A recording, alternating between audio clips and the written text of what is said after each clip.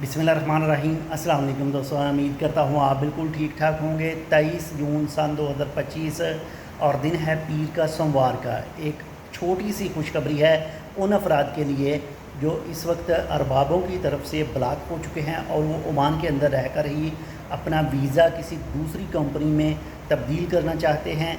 तो उनके लिए एक छोटी सी खुशखबरी आज ही मिनिस्ट्री ऑफ लेबर की तरफ से जो है वो अनाउंस की गई है। तो आपने इसके हवाले से मालूमात लेनी है तो आपने फ़ौरन से सनद ऑफिस जाना है और उनके साथ जाकर बात करनी है कि हम जो हैं वो कंपनी की तरफ से, अरबाब की तरफ से ब्लॉक हो चुके हैं, तो हम अब जो है ओमान के अंदर रहकर ही दूसरी जगह पर जो है वो वीज़ा ट्रांसफ़र करना चाहते हैं। वो चाहे आपका वीज़ा अभी बाकी है या आपका वीज़ा ख़त्म हो चुका है, लेकिन ये सहूलत जो है वो आपके लिए दस्तयाब होगी। और ये होगी कब तक?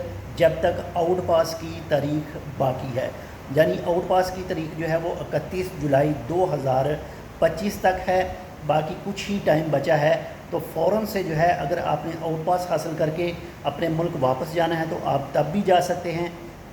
अगर आप ब्लॉक हैं, ओमान के अंदर मौजूद हैं और आप चाहते हैं कि आप किसी दूसरी कंपनी में चले जाएं, तो इसके लिए आपने फ़ौरन से मज़ीद मालूमात के लिए सनद ऑफिस में जाना है और उनके साथ जाकर रब्ता करना है।